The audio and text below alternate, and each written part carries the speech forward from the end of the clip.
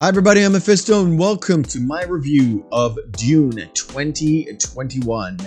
Now, it's really hard to do a review. I've just finished watching this movie and I did a full reaction video, which I don't know when it's going to come out, but it will come out sometime. It's really hard to do a spoiler-free review of this movie because some people haven't seen the 1984 version of David Lynch. Some people haven't seen the miniseries. Some did, some don't. Let's just say Dune, the original Dune book, is not a easy read. I have read it, well, not read it, but audiobooked it, and it was about 10 years ago or so.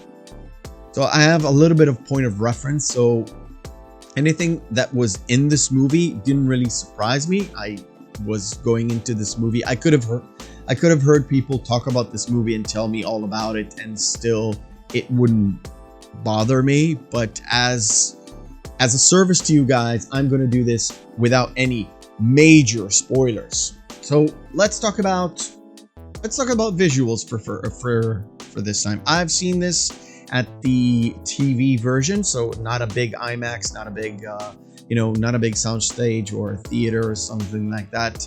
It is a movie that you should watch at a big screen. I'm going to try and go with my brother to go see it in the movies. I think it's worth paying the cinema ticket for it.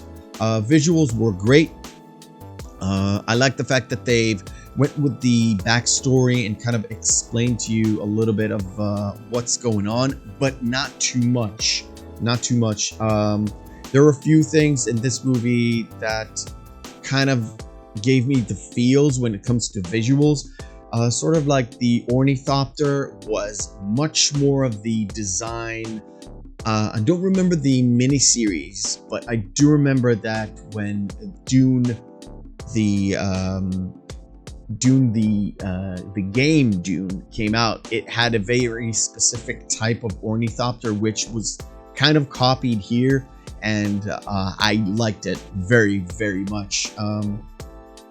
The actual visuals of both the Atreides home planet and the Giddy Prime was very distinct. It looked like a very distinct kind of planet. And of course, coming to Arrakis, coming to Dune, the sand, the whole visuals, especially when you're showing the kind of overview of the city, where you have a shot of overview of the city and the shield wall and all that stuff.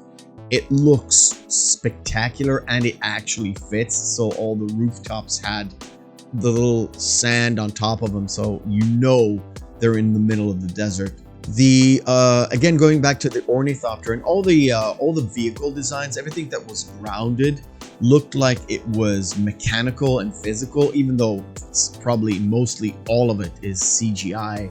The only gripe I had is where the vehicles that actually pick up the harvesters, when they pulled up their balloons, it looked very, very CGI. So that's my only CGI gripe. Other than that, they looked awesome. In terms of story, they kind of stuck to the main story, even though the movie kind of ends abruptly at some point, and it's disappointing. But at the 2-hour 20 mark or 2-hour 15 mark, it kind of ends, and it was surprising. You kind of if you went to a theater to watch this or an IMAX, you're gonna come out of this movie wanting more, I think. In terms that's what I think. In terms of story, like I said, it kind of sticks to what the book gives you, and it's a good adaptation. It throws away bits and pieces here and there, but it hits all the marks where you want it to hit, all the main plot stories. Again, adapting a book into a movie, you always lose that feel of what you get in the book. But of course, the book is kind of hard to read, so I don't know. They hit all of the points that I remember. They kind of hit in this one, so I was happy. In terms of what the actors did with their roles, I'm gonna go with Um, Duke Leto, the guy who plays Duke Leto. Again, excuse me, I just finished this and it is 12 a.m. At night, so I don't remember all the names of all the actors, but the guy who plays Duke Leto, who was in Star Wars, did a phenomenal job, brought a lot of gravitas to Duke Leto, which he was supposed to do. I believed it. Gurney Halleck was awesome. I mean, can't go wrong with Thanos, right? He did a good job with the littlest part ever. Rebecca Ferguson, who plays the Duchess, the Bene Gesserit, the mother of Paul, did a great job with this. In every role I see her in other movies, it's kind of hit or miss. For me, it's like if you take the Mission Impossible movies, it's kind of a miss. And this one, she was way more believable. Every time she was on screen, just had it. You can literally see it in her eyes. Zendaya didn't do it for me. Again, if you go with the 1984 movie, Shawnee didn't quite do it for me then as well, and it was Sean Young. But the guy who played Paul, it's amazing because when I saw the trailer, I was kind of I'm not sure about this guy, but they went with a scrawny looking boy portraying Paul, and he knocks it out of the park for me. He actually knocks it out of the park. He does a phenomenal job for me. I believed him. It's very, very different from Colin McLaughlin, who played Paul in the movie, and I don't remember the guy in the miniseries, but he was always a little bit intense.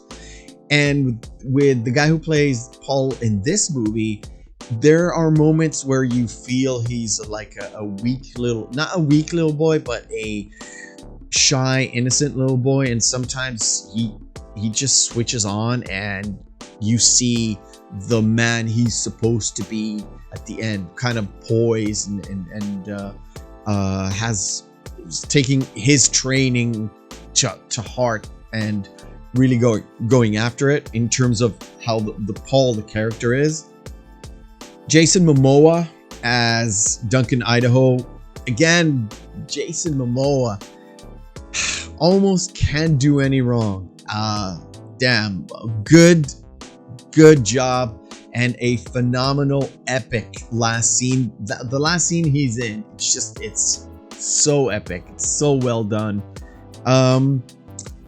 And who's left? Stellan Skarsgård, who plays the Baron. I love the look of the Baron. I like the flying suit.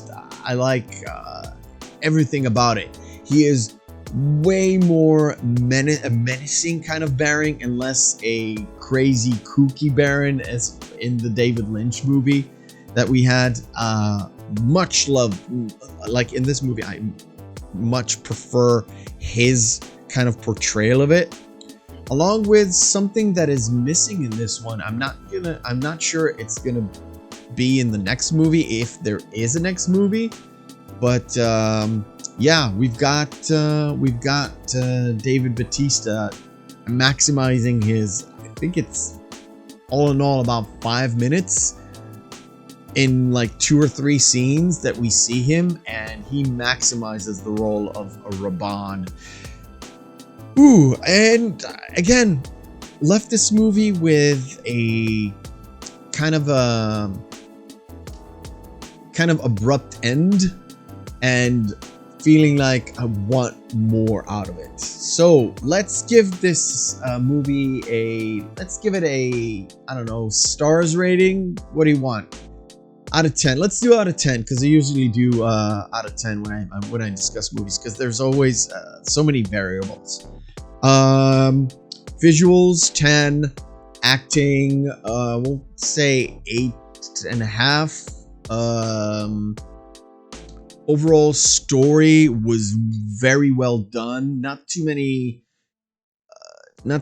much going into the story itself. The dream sequences way better than the 1984 movie. Music. Music, it's tough. Well, we'll give a story a number, let's say about 8. And the music for me is not that good. I think Hans Zimmer did the score. I much prefer the original score by Toto. Maybe it's just in terms of I've seen that movie so many times. Maybe I'm just a little bit biased. Didn't like the score in the miniseries, but this one, I don't know. It was. I'm gonna give it a 7, a 6.5, 7. So overall, I think I'm gonna go with an 8 out of 10 for this movie. The score kind of lets it down, for me at least. But acting was good. Story was fine. I would say it was good.